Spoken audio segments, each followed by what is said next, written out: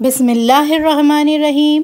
देखने और सुनने वालों को जायका सबका पर अस्सलामुअलैकुम वरहमतुल्लाहि वबरकातहू। उम्मीद है आप सब ईमान और सेहत की बेहतरीन हालत में होंगे। आज की अच्छी बात फरमाने मुस्तफ़ा सल्लल्लाहु अलैहि वसल्लम है, जिस बंदे के पाँव राह खुदा में गर्द आलूद हुए उन्हें जहन्नम की आग ना छुएगी। आज मैं ऐसी रेसिपी लेकर आपके सामने हाज़िर हुई हूँ जो बच्चों बड़ों सबको बहुत पसंद आती है। ये है peri peri chilli bite.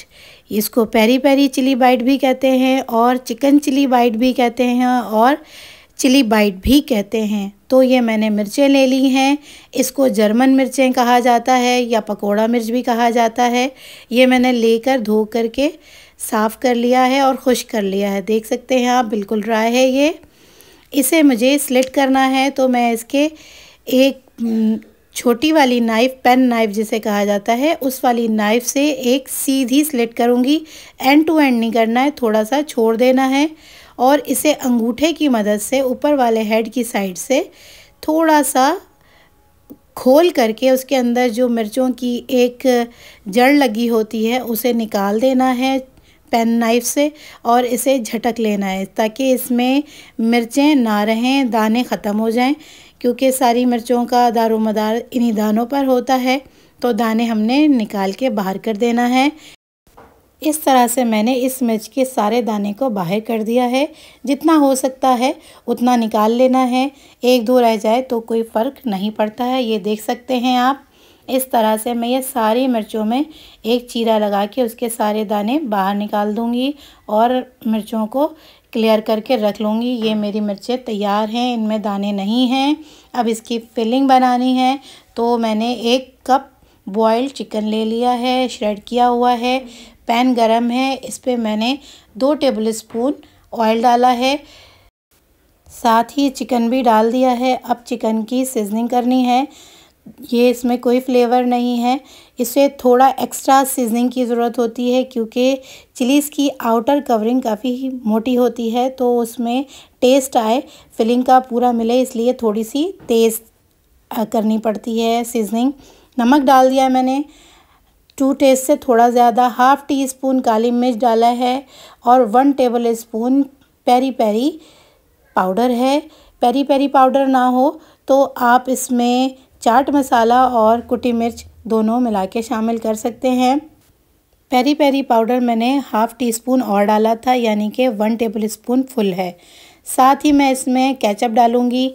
Spoon से डालने में तो घंटा लग रहा है, तो मैंने इसे डायरेक्ट ही डाल दिया है। तकरीबन 2 टेबल स्पून भर के ये भी मैंने इसमें शामिल कर दिया है। इससे बहुत अच्छा सा टेक्सचर हो जाता है और साथ में इसमें भी चिलीज़ हैं तो उसका भी अपना फ्लेवर आएगा। अब इसे मैंने एक अच्छा सा मिक्स कर लिया है। अब इसमें जाएगा, बल्कि मैंने चूल्हा बंद कर दिया है। 5 मिनट के बाद मैंने इसमें ½ कप मोज़रेला चीज़ शामिल कर दिया है और इसे अच्छी तरह से मिक्स कर दिया है। ये अब भी पैन इतना गर्म है कि ये चीज़ इसमें मेल्ट हो जाएगा। अब इसके बाद इसमें ½ कप मेयोनीज़ मैं शामिल करूँगी।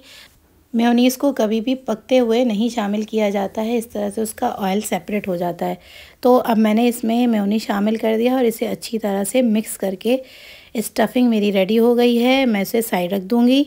ये बन रहा है चिकन चिली बाइट या पेरी पेरी चिली बाइट।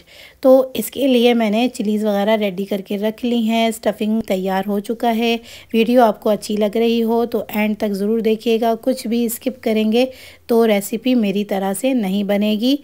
तो देखते रहिएगा और सब्सक्राइब करना बिल्कुल नहीं भूलिएगा और लाइक शेयर भी कर दीजिएगा। जज़ाकल्लाहु खैरन कसीरा। अब स्टफिंग मेरी ठंडी हो चुकी है। एक चिली मैं ले लेती हूँ।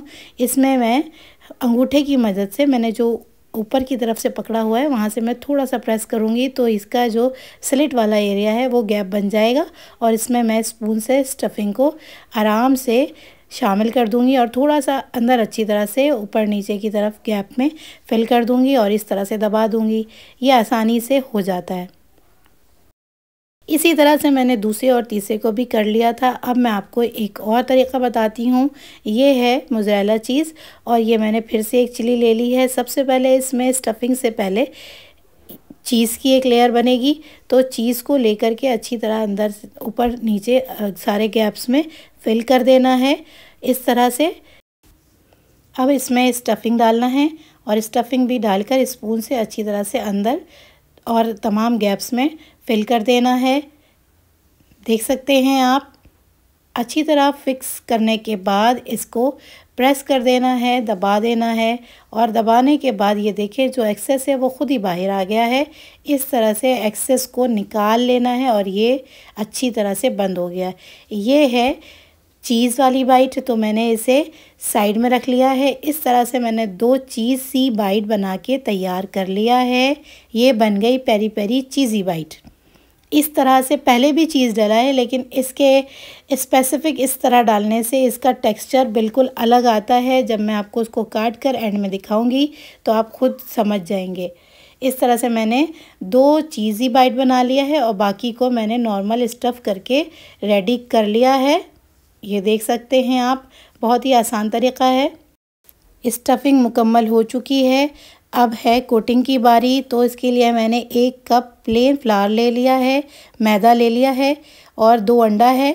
2 अंडे को मैंने अच्छी तरह से बीट कर लिया है। ब्रेड क्रम्ब भी अपने पास रख लिया है। सबसे पहले चिलीज़ को मैदे से अच्छी तरह से कोट कर देना है। इसमें कोई सीजनिंग नहीं है, बिल्कुल प्लेन फ्लावर है। इसी तरह अच्छी तरह से मैंने इसे कोट कर लिया है और झटक लिया है। एक्सेस को निकाल दिया है और इसे अंडे में फ़ौरन डिप करके राउंड करके निकाल लेना है। बहुत देर छोड़ेंगे तो इसकी मैदे की कोटिंग उतर जाएगी। अब मैंने इसे ब्रेड क्रम्ब में कोट कर दिया है। कोट करने में थोड़ी एहतियात करनी पड़ेगी क्योंकि स्किन इसकी बहुत ज़्यादा चिलीज़ की चिकनी होती है, तो कोटिंग आसानी से उतर जाती है। तो इस पर हाथ ना लगे, इस तरह से मैंने कोट कर लिया है 1 कोट। उसके बाद दोबारा इसे अंडे में डिप करके दोबारा से मैं इसे ब्रेड क्रम्ब लगा लूँगी। इस तरह से ये डबल कोटिंग के साथ बिल्कुल सही तैयार होता है।